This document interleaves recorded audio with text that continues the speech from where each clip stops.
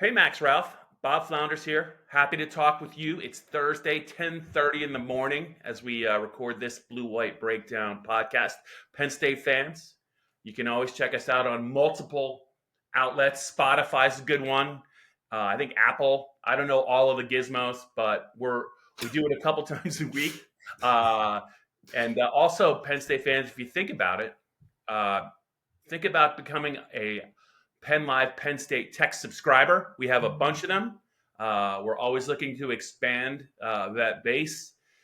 Max, myself, Johnny McGonigal, we always kind of touch in with them at least once a day on game day. More than that, we're happy to hear from them. We build some mailbags around their questions and comments. So if you get a chance, check that out. We'll have more info on that. But Max, this is not one of the bigger, on paper, one of the bigger Big Ten matchups for the Penn State football team. But it is fair to say, coming off a physical win against Illinois in prime time and with a nice little road trip to USC looming the next week, you could build a case, Max, that this would be a trap weekend, but I don't think UCLA is good enough to spring a trap on Penn State. How about you? I'm with you. I think the tough thing is that UCLA has played some pretty serious competition at this point this year. So maybe it's tough to get a read on just how middle of the pack they could be in the Big Ten. But Penn State is another tough game for them. Yeah. Obviously, didn't play that well in the season opener. Barely beat Hawaii. Have just been crushed by everybody since. Obviously, all ranked teams, but Yeah. I don't see it this weekend. There's also some question about whether Ethan Garbers is going to be able to go, the starting quarterback. Yeah. If he can't go, I mean, you're looking at a kid who's thrown 5 passes in his career behind him, and obviously this Penn State defense really seems like it's starting to get in its groove. So I don't see the whole trap game thing here. I mean, it's possible, I guess, when you think about the fact that that Penn State's got to go on the road to USC next weekend. There's certainly some people already thinking about that and Yes. what that's going to be like. But they're going to take care of business this weekend. I have no doubt about it. Yeah, we can circle back to old Ethan Garbers, the UCLA quarterback, when we preview and make our game picks a little bit later here on the Blue-White Breakdown. But I think it's pretty, I don't know, there's a lot of news to get to, I think. You were at practice on Wednesday night. Mm-hmm. There's some news on some players that might return, as James Franklin indicated at his Monday news conference. And I think, I think there's a little bit of a curiosity maybe about Nicholas Singleton, who I believe was not at practice. And, I know that James was asked about that, but not that they would necessarily need a high volume Nick Singleton workload against UCLA. But as you mentioned, UCLA is right around the corner. They want their best guys as healthy as possible. So why don't you just give us a couple of your top takeaways, maybe from Penn State practice? You have a practice post. I think you might have multiple practice posts up on PennLive as we talk about this. So check those out, Penn State fans. But where do you sit on maybe the key moments and observations from your Penn State practice availability? Yeah, so Singleton, of course, was the big one. We're sitting inside of Hulu Hall and we're all looking around and we say, wait a second, Nick's not out there, which was a surprise because he talked to us on Zoom Tuesday. And, if he had a lingering injury from the game or anything, he wouldn't have talked to us on Zoom. But so we were a little surprised to not see him there. The way James Franklin answered the question, he's going to play on Saturday is basically what it was. He was asked if anything's going on that would affect his availability, and he said no, not at this stage. So the way I read it, if he's dealing with something, it's minor. Probably not going to hold him out this weekend. I do think that, as you mentioned, I think that there's a discussion to be had as to whether, if Nick is dealing with bumps and bruises of any sort, how much do you really want to play him in a game that you should be able to handle pretty easily?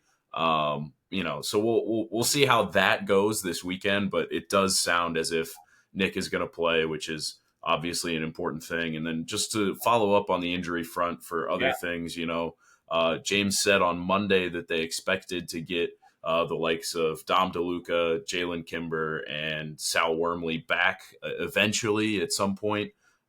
We did see all three of those guys out on the field yesterday. DeLuca in a full capacity after missing last weekend. He was wearing a brace on Saturday. Joe Hermit, our photographer, got a great look at it, but this week in practice, it was a little bit more. It was a little bit smaller, and it was more cast-like. So it looks like he's going to be able to go with whatever's going on with his right wrist or hand. But I played with a cast when I was in Pee Wee, so it's possible. You broke your wrist? Was it a broken wrist? I had a broken wrist and a broken index finger in back-to-back years as a kid. Yeah. Parents just threw you out there. Tough love it is. I love it, Max. I love it. That's right. That's right. But that's what we got. Yeah. So Singleton, is going to be a curiosity, and it will be that way until they line up for pregame warmups and the first couple of series. But I would just say this: Penn State finished the game at offensive guard with Venga Ione and Cooper Cousins, right? Wormley left early. I think J.B. Nelson left, pretty early in the second half. Not that it's a huge concern, but if Wormley can come back, that would be good because I think Venga played a lot. He's played a lot of football for Penn State. He's the backup center. Not that he's gotten a lot of action, but they might want to lighten his workload with USC looming. But it's good, I think, that Penn State is going to get a couple of those guys back. I did take a quick look just to see. So Singleton through 4 games. James isn't kidding when they chart everything and they try and keep it like exactly even. He and Katron Allen each have 53 carries, which is that's a James Franklin thing to me. But they each have 53 carries. Nick's got 6 catches and he has 4 kickoff returns. So, I think it's 63 combined touches. So not a heavy workload, but Illinois was a very physical game. And the running backs, the Penn State running backs in particular, they might have some bumps and bruises, but I know the Illinois players have some bumps and bruises because of some of the big hits that Katron and Nick laid on those guys. That there's a clip that's just going national about Singleton's. I want to call it a chip, but it was more than a chip on that defensive end. He put him. Yeah. He almost put him in the ground. And then he buried a defender down the field when he had the ball in his hands. So if Nick does have some bumps and bruises, I think he earned them well in the Illinois game because he had some punishing hits and he doled them out more than received them. Yeah. I mean, those two are among the best in the nation. We've known that for a long time. The thing that I would say is interesting is, depending on how much Nick plays this weekend, is I really want to see Quentin Martin. Yeah. Because and potentially Corey Smith as well. That was something that James was asked about last night, was how Quentin was doing, and he of course answered it talking about both kids because they lost Cam Wallace, the number 3 running back, and what James said was basically, well, look, we had this guy who has been in the program for 2 years now. Has gotten a few in-game touches as our number 3 running back. But he's out now, and behind him, we've got guys who have barely been in this program and haven't touched the ball in the game. And we have a problem because we have to try and get both Nick and Katron the ball as much as possible because they are so good and deserve it. But if we want to have either Quentin or Corey burn their red shirt and be our true number 3, we got to get them touches somehow. So it's a delicate balance that Penn State is going to have to play here moving forward in that running back room. I think you're going to see mostly Katron and Nick this weekend, but I would be curious to see if they don't give Quentin a little bit of a longer leash in the second half because of this situation they've been put in. Quentin is that number 3 running back when we see them in practice right now. He's working ahead of Corey Smith just a little bit, but I certainly think that is among the things that you can look out for in a game that's probably going to be a blowout. I think that's one of the biggest ones for me. Yeah, and thankfully, Penn State is playing one of the worst pass defenses in FBS. UCLA is, they're 1-3 for many, many reasons, but they're allowing on average like 291 yards per game. So there's a lot of workarounds if Penn State needs to work around maybe some potential, you know, pain management or some just if they don't want to get either one of their top two runners too exposed in the run game, they can just chuck it around because They could. UCLA, I don't want to say I feel bad for them first year in the conference, but I was looking at their schedule, what they have left, what they're looking at, and it's a pretty grim picture. It just is for their first year in the Big Ten. So they are not good in a lot of different areas, but if Andy Goldenicki and James Franklin just wanted to say, hey, you know, we got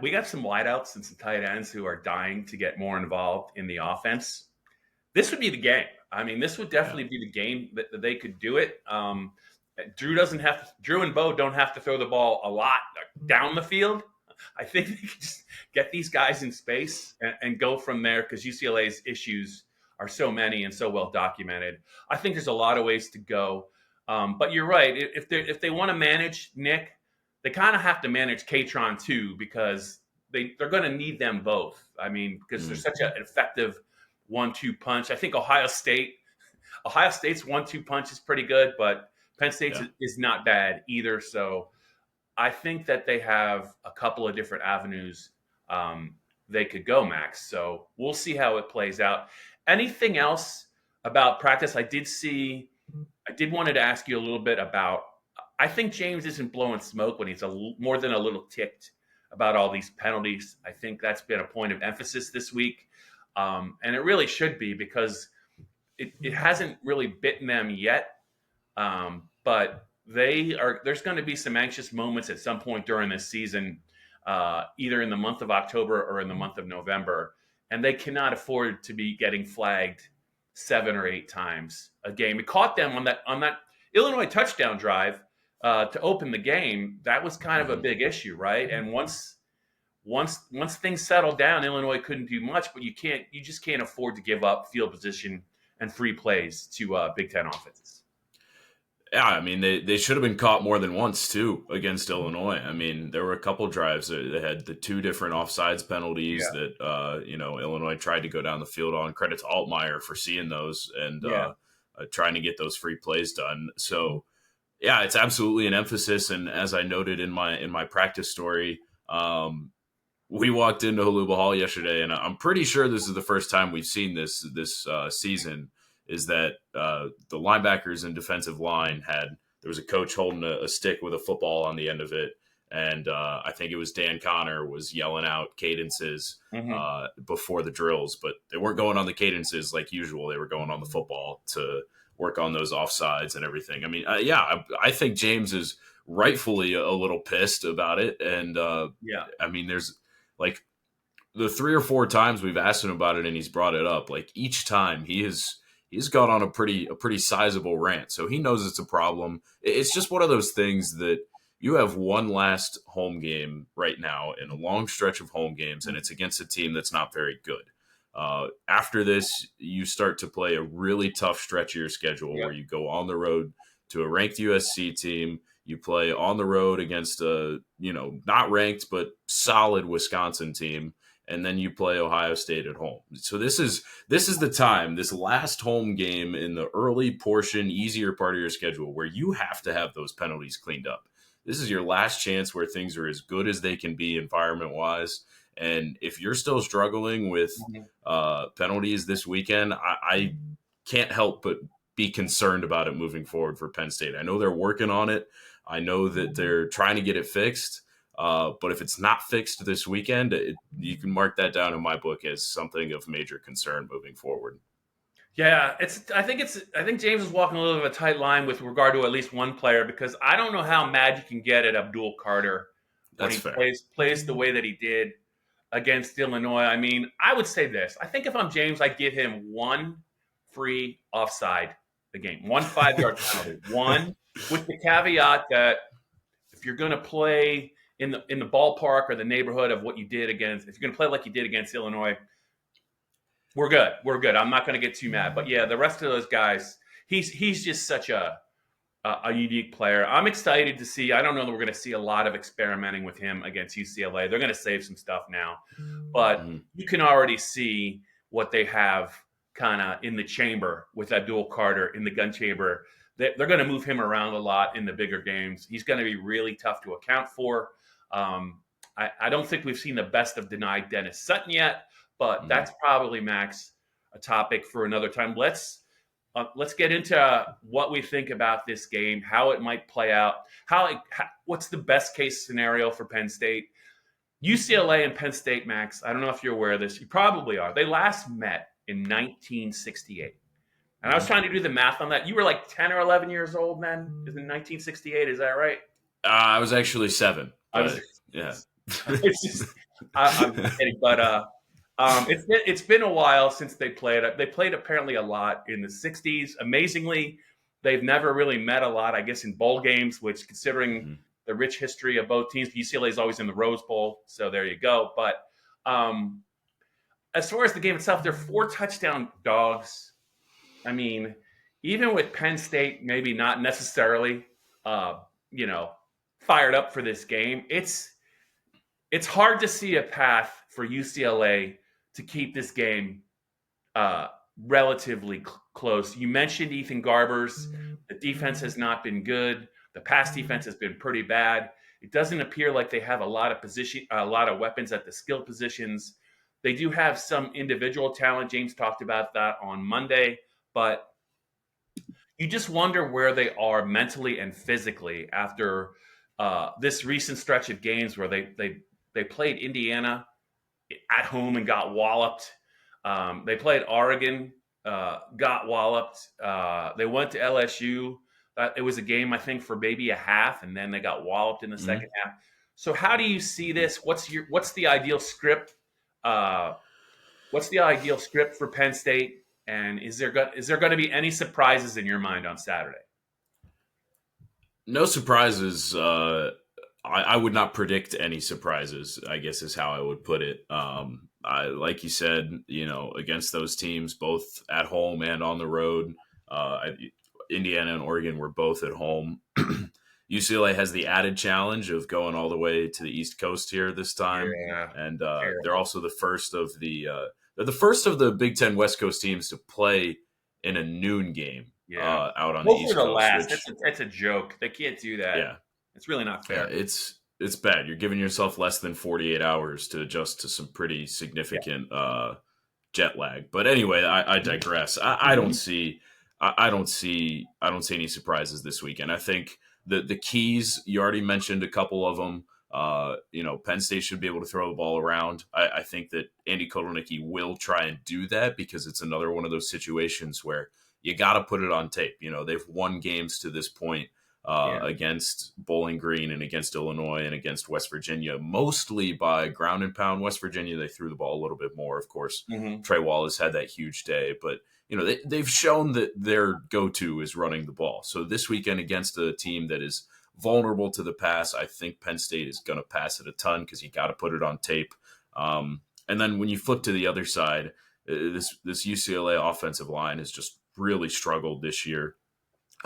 They've already given up 12 sacks of Garbers through 4 games, and that also, I think they only gave up 1 against Hawaii in the opener. So they've really struggled over the last 3 weeks against good competition.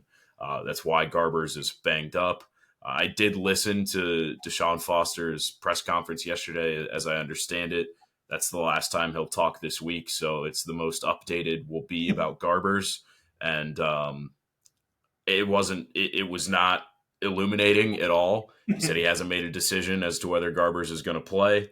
And what he said to Justin Martin, the backup, was don't hold on to the ball because they've got a really good D-line. So I know you're cracking up, Bob, but I swear you go find it on YouTube. That is genuinely what he said his message was. And I don't blame him because the Penn State defense looked like it was really starting to figure some things out last week. UCLA offensive line, not very good. They don't run the ball. They're more of an air raid attack, but even when they do run the ball, they're only averaging 2.5 yards per carry. So I think it's going to be a lot of sacks.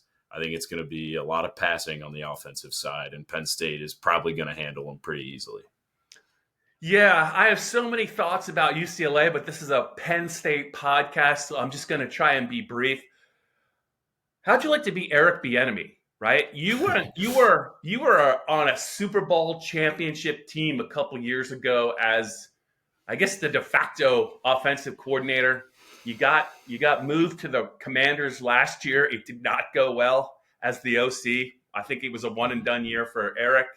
Now you're out on the West Coast uh, as Deshaun Foster's OC, and you inherited a fairly talented quarterback. Garber's actually made some plays in some big games last year, back when they had more talent around him. They had a better defense, all that. Chip Kelly was involved, but their offensive line is putrid. I'm sorry, that's the word. They cannot protect their quarterbacks.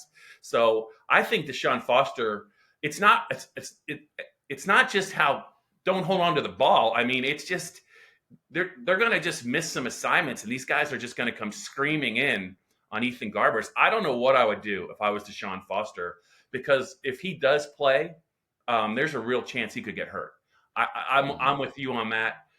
It's hard for me to, even with what Penn State is trying to accomplish and maybe getting some players out of the game, it's hard for me to see them not covering the game. Now, I know it was 7-0 Penn State with like 5 minutes to go in the first half a couple of weeks ago, but eventually that score got into the 50s. I just think that Penn State gradually, I mean, their depth guys are better than UCLA starters, so I think it's just a question of when. I would just say this, Max.